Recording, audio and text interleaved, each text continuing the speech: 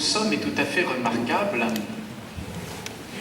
Et le temps où nous sommes converge avec cet endroit pour nous dire la vocation fondamentale de l'Église. Et comme toujours, me semble-t-il, il faut le faire, c'est-à-dire je vous le dis tout de suite, donc après vous pourrez cesser d'écouter le reste de l'homélie.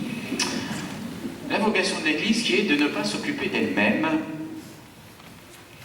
de ne pas se préoccuper de ses petites affaires, qui est de reprendre conscience qu'elle n'a d'intérêt et qu'elle n'existe d'ailleurs que pour le monde.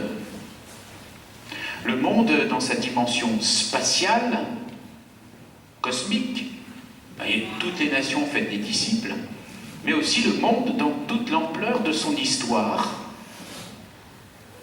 Le Seigneur Jésus se sert de l'Église comme un instrument pour affirmer et réaliser qu'il est à la fois le Seigneur du cosmos et le maître de l'histoire. Donc ce lieu et ce temps sont privilégiés pour nous faire reprendre conscience de ce que nous savons, bien sûr, que c'est inscrit dans notre foi, par notre baptême, mais qu'il n'est pas si mauvais que cela de rappeler parce que une tendance naturelle, au niveau personnel, au niveau familial, comme au niveau paroissial ou au niveau ecclésial, une tendance naturelle au repli sur soi peut nous inviter à la culpabilisation constante, c'est l'autocritique, oh, ça ne marche pas bien dans nos églises, dans nos familles, ou bien au contraire à l'autosatisfaction, qu'est-ce qu'on est bien, nous les catholiques, qui pensons bien contre le mariage pour tous et autres errances de la société, qu'est-ce que nous sommes formidables, qu'est-ce que nos prêtres sont géniaux, et je préfère ne pas parler des évêques pour lesquels je ne trouverai pas les qualificatifs suffisamment sublimes. C'est très bien tout cela.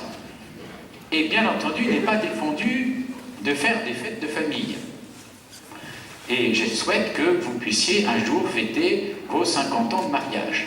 Ce qui suppose quand même d'en avoir 49 avant. Donc c'est pas gagné. Très bien, très bien. Et que nous puissions par exemple nous réjouir de l'apparition qui ont eu lieu, des apparitions qui ont eu lieu ici ou dans d'autres lieux, et que nous puissions fêter les centenaires de notre diocèse, le 50e anniversaire ou le 150e anniversaire des apparitions de tel ou tel lieu. Oui, il n'est pas interdit de rentrer dans les fêtes de famille. Mais attention, l'Église est une famille qu'à condition de comprendre que cette famille, c'est la famille des hommes. Et je crois que le pape François, succédant au pape Benoît XVI, à tous ces grands papes du XXe siècle, nous rappelle constamment que l'Église n'est pas faite pour elle-même et que les défis qui sont lancés à l'Église aujourd'hui ne sont pas d'abord des défis d'organisation ou de réorganisation, mais des défis de mission, d'évangélisation. C'est-à-dire, avant de critiquer l'organisation de l'Église, par exemple vos prêtres, qu'est-ce qu'on peut en dire? Bien, eh bien, réfléchissons surtout à la manière dont nous sommes présents au monde. Et voilà que, ici, et à ce moment, une occasion privilégiée nous est donnée de réfléchir fondamentalement à notre mission. Pourquoi ici? De façon récurrente, dans les apparitions de 1947, ici à l'île Bouchard, la Vierge arrive avec une idée fixe. Alors qu'on lui demande des miracles et de soutenir, et finalement d'une certaine façon, à travers ces demandes, de valoriser les chrétiens et la communauté chrétienne, elle revient sans cesse prier pour la France. On pourrait dire, attention, Marie, oui, non, je comprends ce que tu veux dire, Sainte Vierge. Mais enfin, peut-être n'as-tu pas pris conscience tout à fait que nous venons de terminer 30 à 40 ans de pourrissement nationaliste sous toutes ses formes. Le fascisme, le nazisme, la Seconde Guerre mondiale est à peine terminée. Et d'autres formes de nationalisme ou d'idéologie rampante sont encore totalement présentes. Le soviétisme, qui ne s'achèvera qu'en 1989. Il eût été, me semble-t-il, prudent, mais hélas, les petites filles étaient trop jeunes pour s'en rendre compte, de rappeler à la Vierge que prier pour la France aurait pu avoir un sacré goût de nationalisme, c'est-à-dire construire la France ou idéologiser la France et faire une religion de la patrie telle qu'elle se présentait à nous en 1914. Priez pour la France. Le message vient du cœur profond, du cœur immaculé de Marie, bien sûr messagère du Sacré-Cœur de son Fils. Nous devons être frappés de cela. Ce qui intéresse Marie, c'est cette communauté nationale. Ce qui intéresse le chrétien, c'est la communauté nationale qui a une vocation divine. Pas simplement ses petits choux et son petit précaré, ou la restauration de son église, ou le nombre de vocations. Nous devrions davantage prier pour la France et pour la communauté internationale, c'est-à-dire des nations entre elles, que simplement pour avoir des prêtres, pour être sûr que demain, on n'ira pas faire 15 km de plus pour aller à l'Eucharistie dominicale. Cochez la petite case dans votre cerveau pour savoir si vous en êtes là. Vérifions. Chaque homélie devrait nous permettre de vérifier où nous en sommes. Peut-être de nous conforter en disant « ça y est, je suis sur la bonne planète, sur la bonne trajectoire énoncée par notre évêque aux armées. » Au contraire, faire un petit mea culpa, en disant « oui, c'est vrai ça. » Au fond, pourquoi je veux des prêtres? Pourquoi je trouve qu'il n'y en a pas assez? Ou qu'ils ont l'air vieux? Non, pas ceux qui sont derrière moi, je parle des autres. Pourquoi? Mais parce que je veux bien que ma petite messe soit assurée. Je ne veux pas non plus aller courir à l'autre bout du monde pour avoir l'Eucharistie. L'Eucharistie, ce n'est que le sacrifice du Christ éternel qui sauve le monde. Donc, il faut que je fasse 15 km quand même, pas exagérer. Oui, vous comprenez ce que je veux dire, je crois. Alors, et puis c'est un temps favorable. C'est un temps favorable parce que c'est l'Avent. C'est précisément l'occasion de réfléchir sur ce Dieu qui vient, qui rentre depuis l'éternité dans le temps, depuis l'incréé dans le créé, depuis l'éternel dans le temporel, pour sauver le monde tout entier. De la poussière du minéral jusqu'au plus grand des archanges. En passant par les hommes, bien sûr. Et puis, ce temps de l'Avent, ce temps de 2014, nous donne une occasion formidable, celle de la commémoration du centenaire de la Grande Guerre. Il y a un siècle, commencé au mois d'août 1914, ce qui va être appelé dès avant même la fin de la guerre, la Grande Guerre. La Grande parce que, pour la première fois, nous avions une guerre de masse. Une guerre industrielle. Une guerre où tout le pays a été emporté dans un même mouvement. Il n'est pas une commune, il n'est pas eu de mort, il n'est pas une femme de France qui n'ait eu à s'impliquer dans l'effort de guerre, etc., etc. Tout le pays était en armes.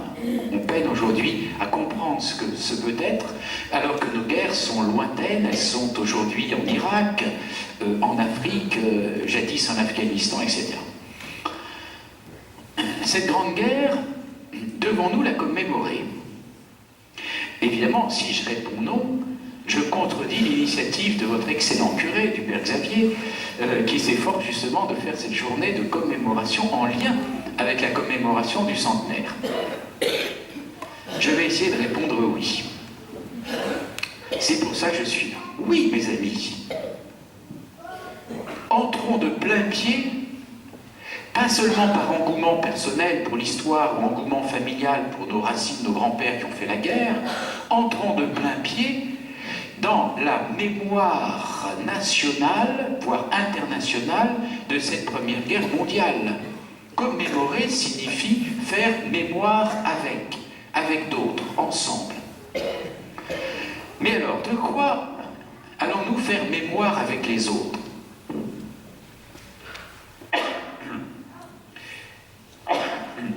bien sûr,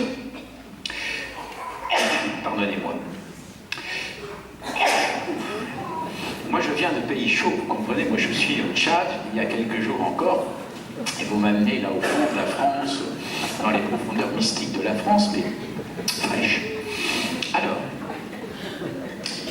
de quoi nous faire mémoire? Je voudrais tout de suite défaire l'illusion que va vous donner là où les conférences de cet après-midi, à commencer par la mienne. Oui, nous avons à faire mémoire de l'Église dans la Grande Guerre. L'héroïsme, je dis bien l'héroïsme, sans parler de la sainteté, de nos prêtres dans les tranchées, poilus avec les poilus. Ou par exemple, quelles étaient les dévotions à Marie pendant la Première Guerre mondiale. Oui, nous avons bien sûr à faire émerger cette mémoire sous l'angle propre de la foi et de l'Église.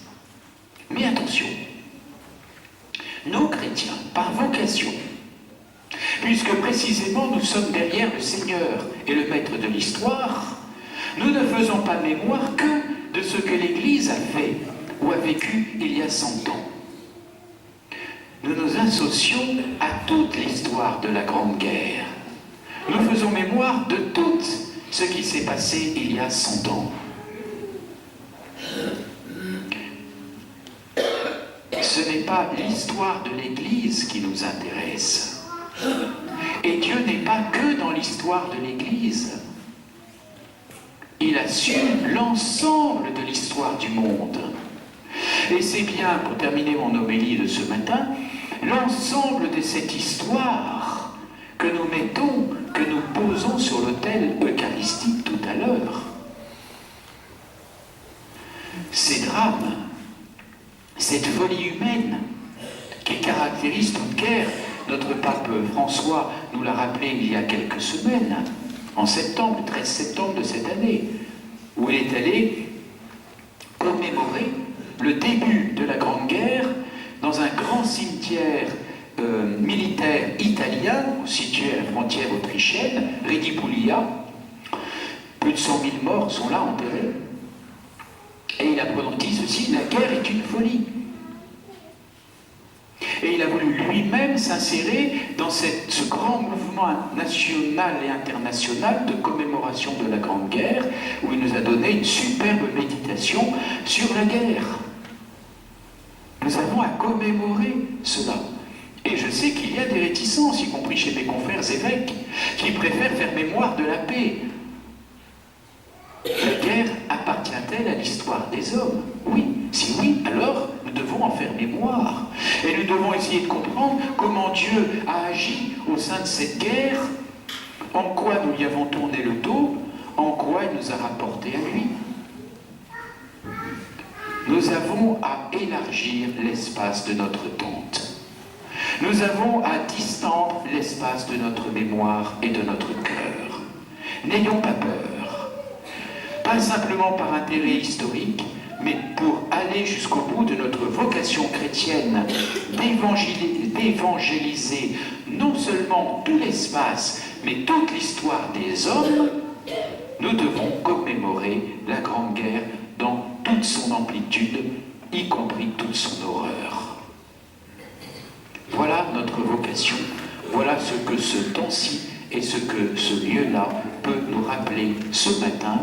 Élargissons l'espace de notre mémoire, de sorte que ce ne soit pas que ce qui nous concerne directement, notre vie d'Église, mais toute la vie des hommes et toute l'histoire des hommes que nous puissions mettre dans l'unique mémorial qui est la grande mémoire de Dieu sur le monde et qui s'appelle l'Eucharistie. Amen.